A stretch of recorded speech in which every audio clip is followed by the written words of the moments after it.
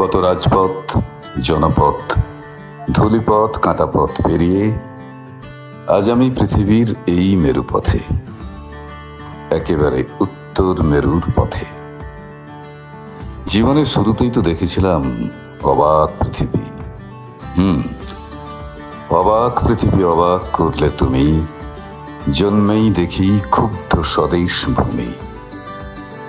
তারপর জীবন বয়ে গেছে কত কত সফলতা অসফলতার মধ্য দিয়ে। জীবনের সেই ঘূর্ণিপাকে ঘুরপাক খেতে খেতে জীবনের এই বেলাভূমিতে আজ পৌঁছে গেছি হাজার হাজার মাইল দূরে, আমার কর্কট ক্রান্তির দেশ ভারতবর্ষ ছাড়িয়ে পৃথিবীর এই উত্তর মেরুর পথে। ঈশ্বরকে আভূমি প্রণাম জানাই। ফিনল্যান্ডের এটা হলো ল্যাপল্যান্ড অঞ্চল। স্কুলের সেই ভূগোলে পড়া তুষারাবৃত প্রান্তর, এস্কিমোদের দেশ আর তাদের বরফ মোড়া বাসস্থান ইগলু। এখন ফিনল্যান্ডের এই সারিসেলকা গ্রামে ইগলু হাউসের আশেপাশে আমি। এই আমরা আজকে রাতে ফিনল্যান্ডের সারিসেলকা গ্রামে ইগলু হাউসে ছিলাম। ইগলু হাউস থেকে বেরোলাম। এই বরফ আমি একটু ভিডিও করে নিচ্ছি, দেখাচ্ছি। কালকে আমরা হ্যামারফেস্ট থেকে প্রায় 405 কিলোমিটার 7 ঘন্টা বাস জার্নি করে আমরা নরওয়ে বর্ডার ক্রস করে ফিনল্যান্ডে ঢুকেছি। ফিনল্যান্ডে নর্দার্ন ফিনল্যান্ড, এটাও কিন্তু আর্কটিক সার্কেলের মধ্যে পড়ছে। ইট ইজ ল্যাপল্যান্ড, একেবারে উত্তর দিকটা। তারপর কাল সারিসেলকা থেকে কক্সলাউটেন 10 কিলোমিটার দূরে আমরা একটা স্লেজ রাইডিং করেছিলাম, আলাস্কান কুকুর দিয়ে টানা গাড়ি।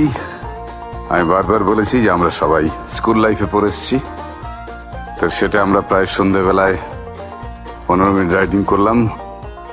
I was in rider seat, দাঁড়িয়ে আমাকে ব্রেক করে করে যেতে হলো। দুজন মাত্র বসতে পারে, একজন থাকবে প্যাসেঞ্জার, গা এলিয়ে বসে থাকবে, আর একজন ড্রাইভার আমি। দাঁড়িয়ে ব্রেক কষতে কষতে আলাস্কান কুকুরের কি পাওয়ার, বাপরে বাপ। প্রথমে দুজন, মাঝে একজন, পরে দুজন, 5 জন কুকুরে টানছে। এবং টানতে টানতে তারা যে বরফ খাচ্ছে, এই প্রথম দেখলাম যে কুকুরে বরফ খায়। ও দ্যাট ওয়াজ, মানে কি বলে, ভালো ইনফরমেশন আমার জন্য বা আপনাদের সবার জন্য। তো এই রাইডিংটা করে তারপর আমরা ফিরে এসেছি 10 কিলোমিটার বাস জার্নি করে। এই কক্সলাউটেন হচ্ছে একটা গ্রাম, একেবারে অফবিট যেগুলো বলা হয় ফিনল্যান্ডের। এই অফবিট গ্রামটা বরফই বরফ। আমরা ইগলু হাউসে কাল রাতে ছিলাম সবার জন্য। এই যে এই ইগলু হাউসটা দেখছো, যেহেতু আমরা সিনিয়র সিটিজেন, তো কাঠের ইগলু হাউস, তার উপরে বরফের চাদর।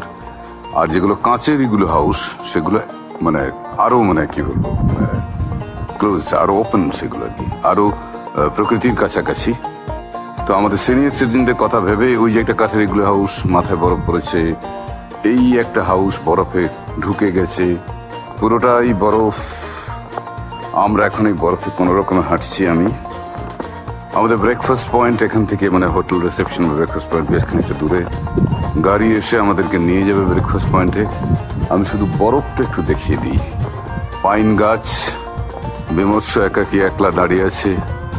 তবে যেটা খুব বলার কথা, যে নরওয়েতে আমরা দেখেছিলাম ফিওর্ড, মানে খাঁড়ি, মানে নরওয়েজিয়ান সাগরের যে খাঁড়ির জল, পাহাড়, বরফ এবং গাছপালা দেখেছিলাম, পাইন দেখেছিলাম, কিন্তু পাইনে পাতা ছিল না, সবুজের সমারোহ কম ছিল। কিন্তু এখানে পুরোটাই সবুজের সমারোহ। মানে আমরা যখনই ক্রস করলাম নরওয়ে বর্ডার, সীমান্ত ক্রস করে ফিনল্যান্ডে ঢুকলাম, তখনই দেখলাম যে ভেজিটেশন গুলো কেমন বদলে গেছে। এই যে সবুজ গাছের পাতাগুলো একটু সবুজ লাগছে না, নরওয়েতে কিন্তু পুরোটাই ওটা ছিল না। ট্রমসো শহর থেকে যখন আমরা উত্তর মেরুর দিকে উঠতে আরম্ভ করলাম, ট্রমসো থেকে আর্কটিক সার্কেল শুরু হয়ে যায়, আর্কটিক জোন। তো আমরা যখন হ্যামারফেস্ট পর্যন্ত গেলাম, হ্যামারফেস্ট থেকে নর্দার্ন পোল যেটা নর্থ পোল ধরা হয় আর কি, সেটা হ্যামারফেস্ট থেকে 1500 কিলোমিটার।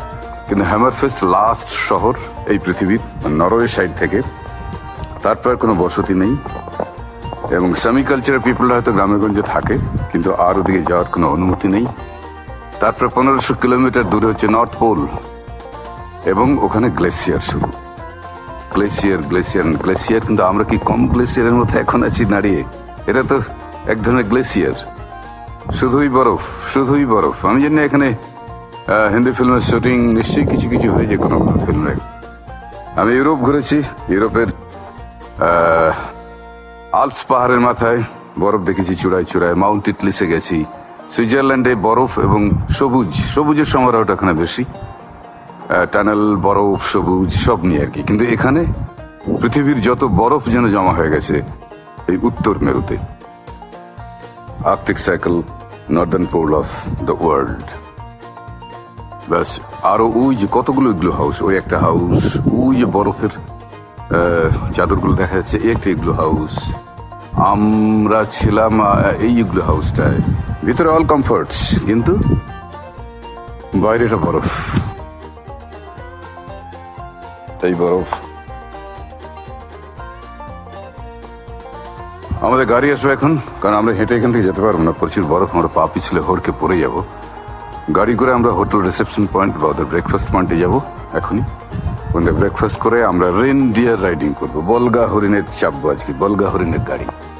কাল তো আলাস্কান কুকুরের গাড়ি চড়েছিলাম, স্লেজ গাড়ি, মানে হাস্কি রাইডিং বলা হয়, হাস্কি ডগস। আজকে বলগার। তারপর আমরা চলে যাব Santa Claus village. Santa Claus village থেকে আমরা বেরিয়ে যাব বাই ট্রেন। এখান থেকে রেভানিয়ামি স্টেশনে যাব, ওখান থেকে সারা ট্রেন জার্নি করে নর্দার্ন লাইটস দেখতে দেখতে, অরোরা লাইটস দেখতে দেখতে চলে যাব হেলসিঙ্কি। তো বন্ধুরা, এটা করলাম ভিডিওটা, আমার মনে হলো করা উচিত। কেউ কেউ দেখবে, কেউ না দেখলে আমার বিরক্ত হওয়ার কিছু নেই, কারণ এটা স্বর্গীয় শোভা। এবং দেখার পর কেমন লাগলো তোমরা অবশ্যই জানাবে। ওকে, মেঘলা আকাশ, যখন তখন বৃষ্টি, কাল আমার ফেস থেকে প্রায় পুরোটাই মেঘলা আকাশ, বৃষ্টি, এখন জোরে হাওয়া চলছে। অলরেডি -5-এ দাঁড়িয়ে আমি কথা বলছি, হাওয়া চললে তো অসহনীয় হয়ে যায়। হ্যাঁ, এইমাত্র হাওয়া শুরু হলো, এই যে পাইন গাছের পাতা তুলছে। তো তাই তো মনে হয় অবাক পৃথিবী, অবাক করলে তুমি। ভারতবর্ষে দাঁড়িয়ে হয়তো বলতাম যে অবাক পৃথিবী, অবাক করলে তুমি, জন্মেই দেখি ক্ষুব্ধ স্বদেশ ভূমি। এখানে অবাক পৃথিবী, অবাক করলে তুমি, এসেই দেখি তুষারাবৃত ভূমি। ভালো থেকো সবাই। ওকে, থ্যাংক ইউ।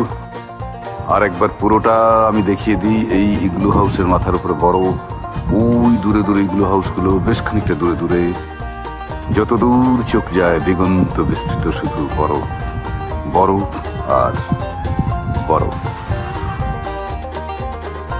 ধন্যবাদ, আবার দেখা হবে পরের ভিডিও।